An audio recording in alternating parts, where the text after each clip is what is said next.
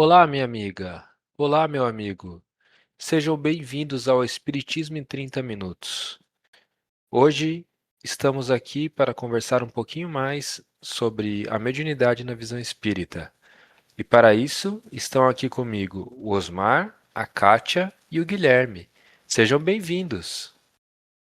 Olá, queridos amigos que nos acompanham no nosso podcast Espiritismo em 30 Minutos. Uma grande alegria estarmos juntos novamente, também com os companheiros, a Kátia, o Guilherme, o Adriano. Uma grande alegria novamente nos encontrarmos.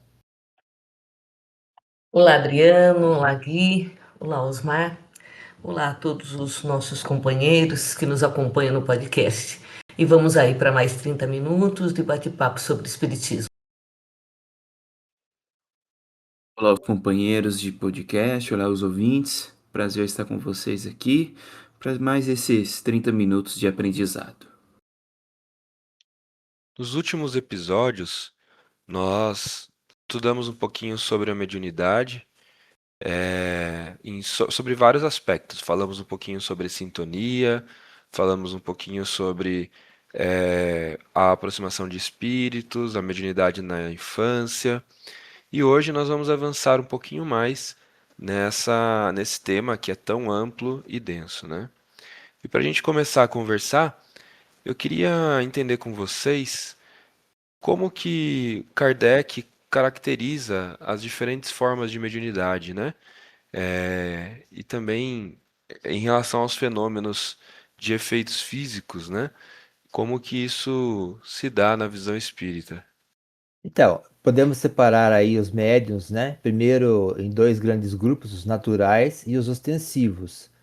Os naturais, a grande parte, a maior parte de nós, que temos uma percepção sutil, simples, né? Vamos dizer assim, natural da mediunidade, em relação a inspirações, em momentos de concentração, de elevação do pensamento, né? Em preces, em momentos espirituais, vamos dizer assim, com uma leve e sutil percepção, inspiração ou intuição das ideias, dos pensamentos, do mundo espiritual. São os médios naturais. E os ostensivos, que são aqueles que têm uma percepção mais direta do mundo espiritual. Então eles veem ou ouvem os espíritos, ou ideias, ou mensagens do mundo espiritual. Dentre os ostensivos, podemos ter os médiums de efeitos físicos e de efeitos inteligentes. Então, os de efeitos físicos são aqueles que produzem ectoplasma para a utilização nesses efeitos pela espiritualidade. Então, são aqueles fenômenos de movimentos de objetos, ruídos, da suspensão de objetos, como a das mesas girantes na época de Kardec, né?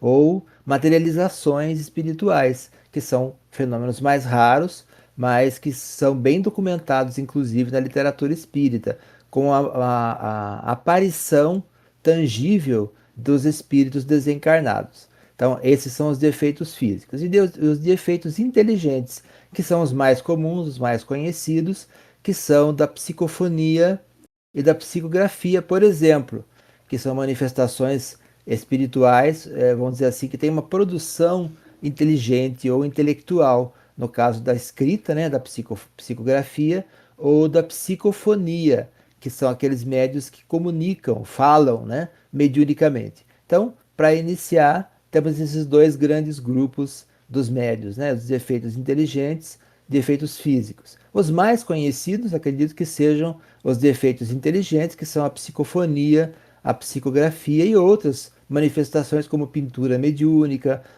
produção de músicas mediúnicas, mas os mais conhecidos, a psicofonia e a psicografia, que são as produções dos livros, por exemplo, e das mensagens espirituais. E aí, né, Osmar, acho que vale a pena a gente citar o trabalho de Chico na psicografia, né? E na psicofonia também, mas na psicografia, é, a função da psicografia na vida de muitas mães, né? E aí a gente vai citar até filmes que comentam sobre esse mediunato de Chico Xavier. Acho que como médium contemporâneo, a gente cita Chico, a gente cita Divaldo, que são médiums que trazem como compromisso, né? Trazem a mediunidade como compromisso e a mediunidade como caridade, né? E de que forma essa mediunidade? Na forma de consolo.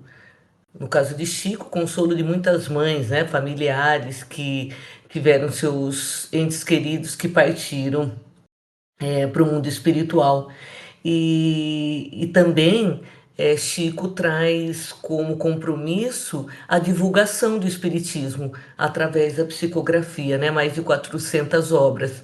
Então, nós vemos que a mediunidade com um caráter de caridade, a serviço da humanidade, né? Esses são os assim, grandes médios que assumiram o seu compromisso e através de eles tinham uma missão. Outros médiums, claro que também trazem uma missão dentro do seu planejamento reencarnatório, mas não uma missão com a humanidade, mas uma missão consigo mesmo, né? Com a sua mudança íntima que nós vamos estar falando durante o programa. E abordando esses aspectos da mediunidade, qual que é a importância do estudo para o desenvolvimento mediúnico? Na verdade, né, Adriano, o estudo é importante, independente de ser médium ou não, mas o médium, para que ele possa servir com qualidade, né, há uma necessidade muito grande de estudo, principalmente para conhecer a doutrina, né? Conhecer o que se passa com ele, saber como é esse intercâmbio entre mundo físico e espiritual, se conhecer, conhecer que é um corpo, perispírito e espírito, tudo isso facilita na sua compreensão como um médium. E também entender que existe um desenvolvimento de certas estruturas no organismo e conhecer sobre a glândula pineal. Existem assim várias obras. Existe um médico, um psiquiatra chamado Sérgio Felipe que estuda e estudou e continua estudando sobre a glândula pineal, né, que é essa glândula da sensibilidade mediúnica.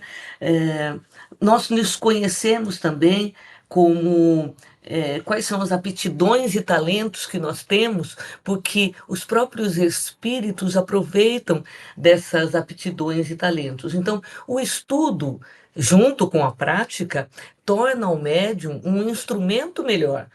Assim como em qualquer área, né? A área materialista mesmo. Então, se você quer ser um bom músico, você tem que estudar sobre o assunto. Se você quer ser um bom pintor, você tem que estudar sobre o assunto. Se você quer ser um bom professor, você tem que estudar. Assim como todas essas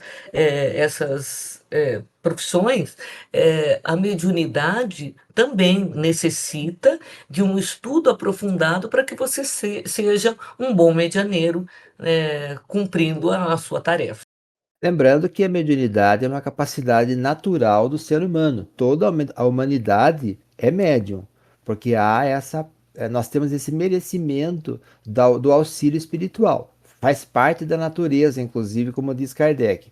A questão é que Kardec tem esse trabalho de pesquisa e essa inspiração e assessoria e orientação do mundo espiritual superior. Então, nós temos dentro de todas as possibilidades de uso da mediunidade que a humanidade tem, porque é uma capacidade natural do ser humano, nós temos a orientação espírita. Claro que cada um é livre para usar a mediunidade, sua própria mediunidade, como quiser, né? Dentro da orientação espírita, nós temos o uso moral da mediunidade, aliado aos ensinos de Jesus. Então, é uma mediunidade cristã, se assim podemos dizer. Porque também nas religiões cristãs tradicionais também existe a manifestação da mediunidade no catolicismo, nas igrejas evangélicas, a seu modo, né? Conforme a nomenclatura que utilizam e a forma como utilizam. No Espiritismo, nós temos a aplicação moral cristã para a mediunidade com a orientação que nós aprendemos com Kardec no Livro dos Médiuns e depois em outras obras, tanto dele quanto da espiritualidade através de Chico Xavier, de Valdo Franco, Herculano Pires e outros autores. Então é uma orientação, é uma forma de utilização da mediunidade na visão espírita com a prática espírita. Mas cada espírito, cada pessoa é livre para utilizar a mediunidade como acha que deve.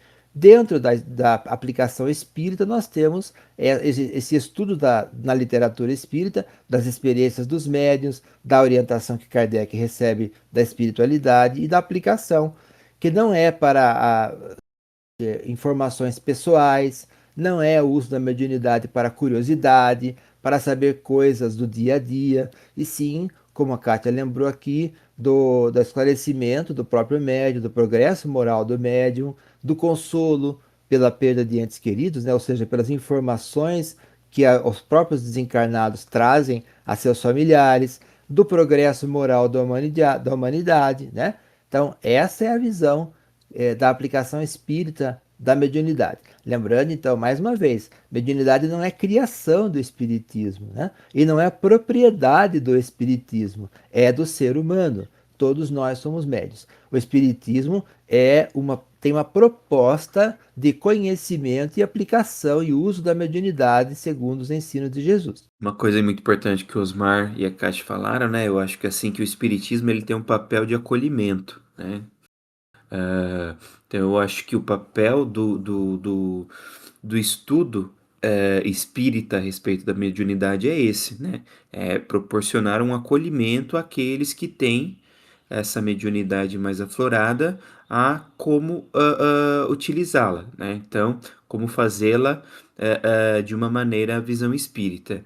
Então, eu acho que o esforço da pessoa, né, do espírita, de estudar a mediunidade é uma forma também de acalentá-la em qualquer tipo de dúvida, em qualquer tipo de receio que ela possa ter com relação à mediunidade, né?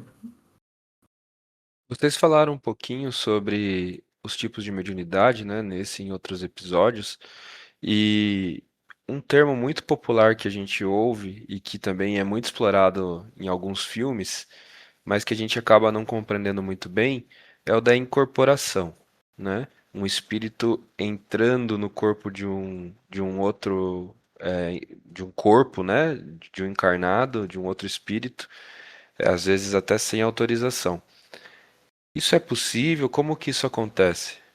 Então, aí nós precisamos entender o mecanismo da mediunidade, né? Então, a mediunidade se dá por sintonia de pensamentos entre o desencarnado, comunicante, e o encarnado, que é o médium. Então, o primeiro princípio que nós temos que entender é esse: há uma simpatia, há uma sintonia, há uma conexão do pensamento do desencarnado com o encarnado, através do perispírito de ambos. Ou seja, o desencarnado tem o seu perispírito, que é o corpo espiritual, o encarnado, que é o médium, tem o seu perispírito. Então, a conexão se dá de pensamento para pensamento através dos perispíritos. Então, é uma aproximação fluídica e há um envolvimento fluídico do espírito comunicante ao médium. Esse é o primeiro ponto que a gente tem que entender. Esse é o procedimento, né, o processo. Aí, então, esse envolvimento sendo maior, sendo uma conexão mais profunda, uma sintonia espiritual mais profunda, há um maior envolvimento fluídico entre o desencarnado e o médium. Esse envolvimento fluídico sempre se dá pelo pensamento. Então, quem comanda o corpo do médium sempre é o próprio médium, é o espírito do médium, porque é ele que está encarnado nesse corpo. Então, não pode haver uma incorporação no sentido literal, porque não há possibilidade do espírito do médium deixar seu próprio corpo para que o espírito comunicante comande esse corpo. Não há. Então, a rigor, não há literalmente incorporação. O que há é um maior envolvimento fluídico, a ponto de haver até a mudança da fala, por exemplo, né? Então, a mudança do sotaque do médium conforme o espírito que se comunica. E às vezes, quando não há um conhecimento maior do médium, há um descontrole dos movimentos, da fala e das reações do médium. aparentando ser uma incorporação, ou seja, aparentando que o corpo está, entre aspas, tomado, o corpo do médium tomado pelo espírito. Mas isso não acontece de forma literal, e sim através do pensamento de ambos. Então, essa é a explicação. Não há uma incorporação no sentido literal, porque sempre é o espírito do médium que comanda o corpo, o seu próprio corpo. O que há, que pode haver, é, se tratando de um espírito superior, um envolvimento fluídico maior, e aí muda a fala, muda até a aparência, né? Muda até a expressão do médium, muda o sotaque muitas vezes. Em sendo descontrolado, em caso de espíritos necessitados inferiores, um movimento brusco, mais descontrolado do médium, né? Então são essas características. A gente percebe isso às vezes nas comunicações do Divaldo Franco, através de Bezerra de Menezes, que muda a forma dele falar, muda o semblante do Divaldo, né? Isso tem registrado no YouTube em vídeos. E então é um envolvimento fluídico maior. E também pode acontecer, que às vezes acontece, aparece também em noticiários, né? Ou em reportagens sobre religiões em geral, aqueles movimentos mais bruscos do médium, que é um descontrole por se tratar de um espírito inferior. Mas que o médium precisa também aprender a controlar, porque ele sempre é aquele que comanda a comunicação. Então, é essa a explicação de Kardec. Não há uma incorporação no sentido literal, e sim um envolvimento fluídico maior. Então, para o médium que nós chamamos de incorporação, podemos pensar no médium de psicofonia. Então, vamos chamar esse médium de médium psicofônico, e não médium de incorporação, porque, a rigor, literalmente não existe incorporação. É importante o Osmar falar da questão do controle, né? Já não existe mesmo a incorporação, e já que não existe essa incorporação, é por sintonia vibratória, o médium está sempre sob controle das suas próprias emoções, dos seus pensamentos e sentimentos. E aí, a gente vai ver lá no livro da Terezinha de Oliveira, Iniciação ao Espiritismo, que ele fala o desenvolvimento da mediunidade, a educação mediúnica, né? Ela vai falar da técnica, né? Do exercício prático à luz do conhecimento espírita, para que o médium saiba distinguir os tipos de espíritos pelos seus fluidos, como concentrar e desconcentrar, entender o desdobramento, controlar suas manifestações e analisar o resultado delas. Então, isso tudo depende do estudo do médium, da educação mediúnica do médium, porque esse controle, né? Então, primeiro ele tem que ter o autoconhecimento, perceber o que é algo seu e o que é do espírito, né? A concentração durante o trabalho mediúnico é muito importante, mas em determinados momentos ele precisa, às vezes, se desconcentrar para que essa sintonia vibratória diminua para o médium ter esse controle da situação, né? Então, essas manifestações, onde tem a manifestação mais aflorada na parte física, existe o total controle do médium. Então, o médium pode controlar, inclusive controlando esse próprio espírito, que às vezes quer atrapalhar um trabalho. Então, e é lógico que em todo trabalho mediúnico, sério, dentro de uma casa espírita, então a gente acho que vale a pena falar do ambiente, né? Reunião mediúnica deve ser dentro de uma casa espírita, onde nós estamos com toda uma equipe espiritual protegendo, amparando esses médiuns. Existe uma equipe também dos encarnados ali, né? Com um dirigente de trabalho, com aquele que vai dar o passe, com aquele que está vibrando dentro da sala. É uma sala como se fosse assim uma sala cirúrgica com uma asepsia espiritual. Então, lembrando que nós médiuns estamos sempre amparados pela espiritualidade superior, né? Então, é um ato de caridade para com o espírito que está recebendo ali, mas é um ato de caridade para o próprio médium que está aprendendo com tudo aquilo, né? E outra coisa, tudo isso é prática. Então, no início, né, quando está iniciando a prática mediúnica, podem ocorrer alguns fatos que se intensificam, né?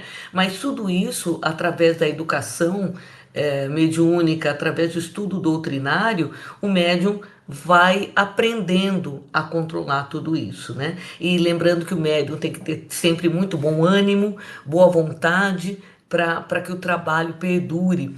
É dito que um bom trabalho mediúnico, um grupo, né, mediúnico, ele vai toda a equipe, né, dos encarnados e dos desencarnados vão conseguir ter uma afinidade, uma sintonia maior depois de 10, pelo menos 10 anos de trabalho. Então essa sintonia ela vai se firmando a partir dessa, dessa atividade com fervor, com boa vontade, com disposição, para que médium e os espíritos, né, encarnados e desencarnados, possam ter esse intercâmbio mais seguro, mais disciplinado. E em relação à mediunidade ainda, quais fatores que tornam essa comunicação dos espíritos mais clara, mais equilibrada, além, obviamente, aí do que vocês já falaram em relação à sustentação, ao local, né? Mas tem alguma coisa que o médium pode fazer para melhorar essa comunicação? Jesus já nos ensina no vigiai e orai, para não cair em tentações, né? Então, lembrando mais uma vez, mediunidade está na natureza. Mediunidade, a existência do mundo espiritual é uma das forças da natureza, diz Kardec. Sempre existiu, sempre existirá. Os dois planos da vida, o dos encarnados e os dos desencarnados, e sempre eles se comunicaram. Então, os livros religiosos em geral trazem esses registros, né? Então, na nossa tradição judaico-cristã, nós temos o Velho Testamento da Bíblia e o Novo Testamento, que tem muitas manifestações espirituais, chamadas de Deus, né, conversando com alguém, conversando com Moisés, conversando com outras pessoas, ou anjos fazendo anúncios de pessoas que vão nascer, de várias situações, né? Então, isso é comunicação mediúnica, que eram chamados de manifestações ou de Deus, ou de anjos, ou do diabo em outras situações. Para nós são espíritos superiores ou inferiores que se comunicam. Então, esse mecanismo sempre existiu, faz parte da natureza, nós precisamos dele, da orientação espiritual, do amparo espiritual para nosso próprio equilíbrio. Então, Jesus já nos ensina, né? Vigiar e orai, para não cair em tentações. Então, como todos somos médios, todos precisamos vigiar e orar. As tentações aí não são externas a nós, são internas, são as nossas próprias fragilidades. Então, como você perguntou, Adriano, como ter um processo mediúnico mais equilibrado, de uma produção no bem, né? Então, é através desse conhecimento do objetivo da mediunidade, que não é pessoal, e sim comum, né, da humanidade toda, e a proposta do vigiar e orai, ou seja, sempre manter-se em equilíbrio, buscar sempre pensamentos elevados, prece, né, auxílio espiritual dentro da vida cotidiana de todos nós, porque todos nós somos médiuns. Daquele que é médium ostensivo, mais ainda, né? Então, sempre estar percebendo seus pensamentos, buscando auxílio sempre que necessário, no atendimento fraterno na casa espírita, no passe, na orientação espiritual e no trabalho equilibrado. Então, o trabalho vai ser trabalho espiritual, seja mediúnico ou numa outra atividade na casa espírita, se bem que todas elas acabam sendo mediúnicas, né? Esse trabalho vai também levar o médium ao equilíbrio, vai auxiliá-lo a manter-se em equilíbrio. De acordo com o que o Osmar falou, né, a mediunidade ela é um instrumento mesmo, né? Um instrumento para o espírito de evolução, porque já que eu tenho que estar em vigilância sempre, né? Então eu tenho que ter intenção pura, desinteresse no desenvolvimento dessa tarefa, humildade, confiança, fé, estar sempre em sintonia, com sintonia elevada. E não é assim, na hora que eu entro na reunião mediúnica que eu vou fazer tudo isso, né? Nós costumamos dizer que o médium é médium 24 horas por dia. E por que é falado isso? É com relação à vigilância mesmo. E não é a vigilância do outro, é a vigilância com relação a si próprio, dos seus pensamentos e dos seus sentimentos. Então, o médium tem que estar a todo momento se percebendo, percebendo qual a sua condição, para que ele não se perturbe, porque um médium, se ele estiver no estado de perturbação, ele não deve entrar numa reunião mediúnica, né? E como ele tem a necessidade do trabalho na caridade, o médium vai estar sempre se olhando, se permitindo entender que às vezes não está bem, procurando um atendimento fraterno na casa, um passe. E o Osmar lembrou muito bem também a questão: o médium é quem vai para o trabalho mediúnico é para quem vai numa sala mediúnica, né? Receber as instruções dos espíritos, ou prestar a caridade. E na verdade não é. Qualquer trabalho que nós estejamos é, na casa espírita é um trabalho mediúnico, porque ali existem espíritos encarnados e desencarnados. Então, é a chance de prestarmos a caridade a todos aqueles que nos chegam. E assim, levando em consideração também que nós somos médiuns, né? Todos nós somos médios 24 horas por dia. O trabalho do médium não é só nas reuniões mediúnicas, né? O trabalho do médium é todos os dias, todas as semanas, né? 24 horas por dia. Então, como o Osmar falou, né? O vigiar e orar esse a importância que o médium deve dar à sua rotina, né? Ao seu cotidiano, para que tudo isso seja, como, vamos dizer assim, como é, um momento de atenção, né, para o médium, né, que o estudo ele é necessário até por causa disso mesmo, para que o médium esteja consciente de que ele é médium 24 horas por dia, 7 dias por semana, né? Lembrando, então, mais uma vez, né, como nós estamos aqui comentando, vocês falaram, né, os espíritos, a existência dos espíritos está na natureza, sempre existiu. Então não é o fato de eu agora saber, né, do processo mediúnico que eles começaram a existir. Eles sempre existiram. Nós sempre tivemos influência dos espíritos, tanto encarnados quanto desencarnados, superiores e inferiores, sempre. Nós somos influenciados por todos aqueles que estão ao nosso redor, sejam eles presencialmente ou virtualmente, né? Então na mídia social nós somos influenciados e também influenciamos nos comunicadores de TV, pelos artistas, pelos esportistas, pelos políticos, são todos espíritos. E todos estão nos influenciando, assim como também nós influenciamos os outros. Então existe isso desde que a humanidade existe. E também entre nós e os desencarnados. Agora que sabemos com o conhecimento espírita, sabemos como lidar com esse processo. É como vírus e bactérias, é como ar, é como, sei lá, os alimentos, né? Sempre nós nos alimentamos. Agora sabemos mais os objetivos e as necessidades dos alimentos na nossa vida, mas sempre nós nos alimentamos de uma forma ou de outra. Então sempre nos comunicamos com os desencarnados. Agora sabemos os mecanismos, sabemos como utilizar melhor esse mecanismo do conhecimento, o mecanismo da comunicação entre nós e os desencarnados e como tirar um proveito moral melhor. Então, o objetivo da mediunidade na nossa existência, segundo a visão espírita, é o nosso progresso moral. Porque todos somos médios, né? Então, mesmo não trabalhando na casa espírita, não trabalhando mediunicamente, nós somos orientados e orientados e inspirados pelos espíritos. Kardec vai perguntar na questão 459 do Livro dos Espíritos se os espíritos influenciam nossa vida.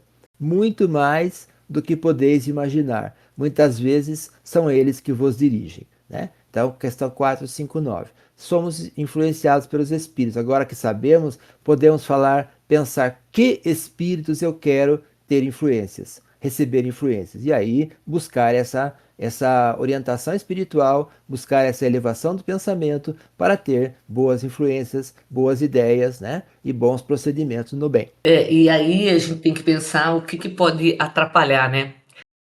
todo esse envolvimento no bem e na caridade dentro de um trabalho mediúnico. A chaga da humanidade, né? Então, o orgulho, a vaidade atrapalham muito o trabalho mediúnico, porque ele bloqueia a sintonia com espíritos elevados. Então, o Osmar bem lembrou aí, depende de nós com quem eu quero estar acompanhado. Então, e como que eu vou fazer esse intercâmbio? Através dos meus sentimentos. Então, se as minhas emoções estiverem pautadas aí no orgulho e na vaidade, porque eu sou um médium, é, eu gosto dos elogios, eu gosto de um reconhecimento, que isso traz a vaidade, eu começo a atrair espíritos com a mesma sintonia. Começo a ter uma sensação de superioridade, né? Acreditar que eu tenho dons superiores. Quer dizer, tudo isso pode levar a perda de um trabalho que é sério, que é voltado à caridade. Nós já falamos ao consolo. E aí o médium ele acaba se perdendo, né? Ele distorce a mensagem. É uma mensagem vindo de um espírito superior, pode estar sendo interferida pela própria, o animismo do médium, né, que seria parte dele. Não que o animismo esteja errado, não está errado. O animismo acontece, já que existe um intercâmbio do mundo espiritual com o mundo material, existe parte do médium, mas às vezes o próprio médium distorce a mensagem por orgulho e por vaidade. Então, é um exercício constante do médium se olhar. É o autoconhecimento do médium para saber como é que ele está e assim ver o teor da mensagem e receber as críticas como algo construtivo, porque o dirigente do trabalho está lá para isso, né, para verificar como está se dando essa mediunidade. O médium, às vezes, pode estar num processo aí de obsessão também, sem perceber. Então, nós somos influenciados de acordo com as nossos sentimentos e as nossas sensações. E a gente está chegando ao fim de mais um episódio. E queria perguntar para vocês quais bibliografias podemos deixar para os nossos ouvintes para se aprofundarem nesse tema? Além, então, do livro dos médiuns, que é o principal, que é o livro de Kardec sobre mediunidade, um manual para o médium, nós temos também o livro Mediunidade e Caminho para Ser Feliz, de Sueli Caldas Schubert. Nós temos o livro Mediunidade, do Herculano Pires. E nós temos, por exemplo, Mediunidade, Tudo o que Você Precisa Saber, do Richard Simonetti. São vários, né? E depois tem outros também, mas esses para iniciantes são importantes e para os médicos que também trabalham, né? São importantes. Temos vários outros depois que o nosso ouvinte pode ir aí acompanhando na literatura espírita, buscando na própria estudo da mediunidade e desses próprios autores que tem vários livros importantes aí, a obra de Chico Xavier, né? Somos Seis, Dádivas Espirituais, são vários aí que depois o ouvinte pode ir acompanhando. Eu queria deixar a sugestão de a leitura de um texto, que é do livro Estude Viva, do Chico e do Valdo Vieira, intitulado Influenciações Espirituais Sutis. Eu acho que vale a pena o nosso companheiro aí, que está nos acompanhando no podcast, estudar esse texto, Influenciações Espirituais Sutis. E assim a gente encerra mais um episódio. Desejamos ótimos estudos a todos e um grande abraço.